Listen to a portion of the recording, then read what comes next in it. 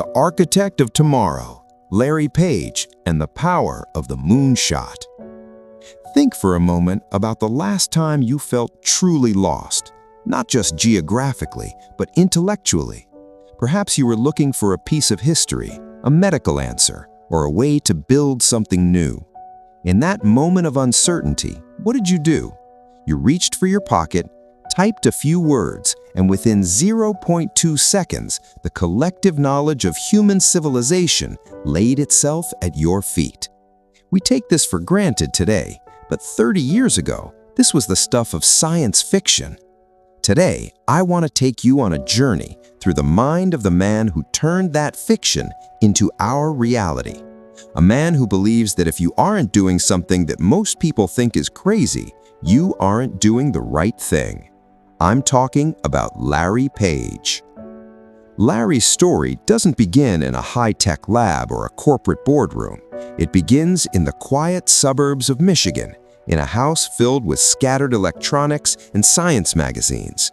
His parents were computer science pioneers, but Larry's secret weapon wasn't just access to technology.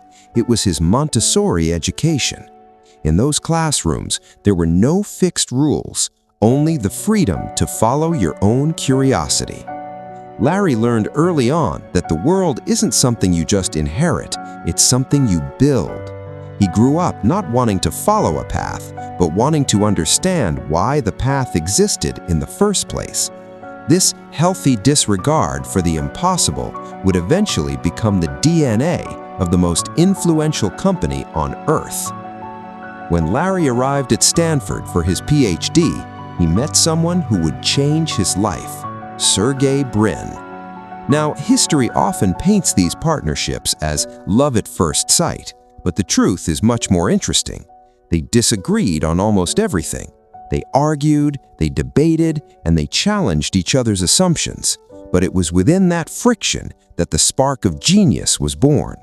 They looked at the early internet, a chaotic, unorganized mess of data, and Larry had a realization that changed everything.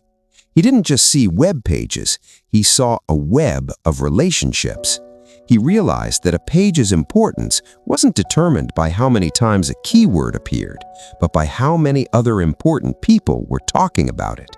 This was the birth of PageRank, and it wasn't just an algorithm, it was a new way for humanity to navigate the digital universe. But the road from a Stanford dorm room to global dominance was paved with rejection. In the early days, Larry and Sergey tried to sell their technology to the big players of the time, companies like Yahoo and Excite. They were turned down. The experts didn't see the value. They thought search was just a side feature, not the core of the future. Can you imagine the courage it took to keep going when the industry leaders told you that your vision was worthless? They moved into a small garage, used cheap, borrowed servers, and even built their first computer casings out of Lego bricks. They didn't have a massive budget, but they had a massive vision.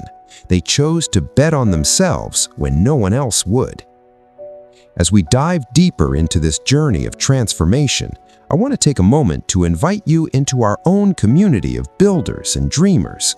If stories like Larry's, stories of defiance, innovation, and changing the world resonate with you, then you belong here. Please consider subscribing to this channel. We are dedicated to deconstructing the mindsets of the greats so that you can apply them to your own life. And if a specific part of Larry's journey has sparked an idea in your mind today, I want to hear about it in the comments. Your insights are what drive this conversation forward. If you find value in these deep dives, dropping a like helps us reach more people who, like you, are looking for that extra spark to change their world. Continuing with Larry's philosophy, we encounter his most famous principle, the 10x rule. Most companies are happy with 10% growth. 10% is safe, 10% is predictable, but Larry despises 10%. He believes that if you only aim for 10% improvement, you are working on the same things everyone else is. But when you aim for 10x, when you try to make something 10 times better, you have to rethink everything from scratch. This is why Google didn't just stay a search engine. This is why they built Gmail when people said free storage was impossible. This is why they mapped the entire world, and now they're teaching cars to drive themselves. Larry taught us that the biggest risk you can take is to take no risks at all. He pushed his engineers to think about moonshots, ideas that sound like madness today, but will be indispensable tomorrow. Perhaps the most inspiring part of Larry's story is how he handles his own vulnerabilities. For years, he struggled with vocal cord paralysis, a condition that makes his voice raspy and difficult to hear. For a leader of a global empire, losing your voice could be a crushing blow. But Larry didn't let it silence his vision. He proved that leadership isn't about being the loudest person in the room, it's about having the clearest vision. He stepped back from the day-to-day operations of Google to form Alphabet, a parent company that allows him to focus on the things that truly matter to him: curing diseases, expanding internet access to the stars, and ensuring that technology serves humanity, not the other way around. As we wrap up this reflection on a life lived at the edge of the possible, I want you to look at your own life. We all have that one crazy idea tucked away in a drawer because we're afraid of what people might think. Larry Page reminds us that the world is changed by the people who are crazy enough to think they can.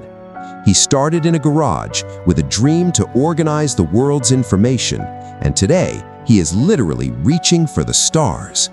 Your garage might be a desk, a classroom, or a small office, but your potential is infinite. Don't settle for the 10% improvement in your life. Don't play it safe because you're afraid of a no. Every no Larry Page received was just a stepping stone to a yes that changed history. Go out there, find your moonshot, and remember that the only limit to what we can achieve is the limit of our own imagination. Thank you for being a part of this journey today. Let's go out and build the future together.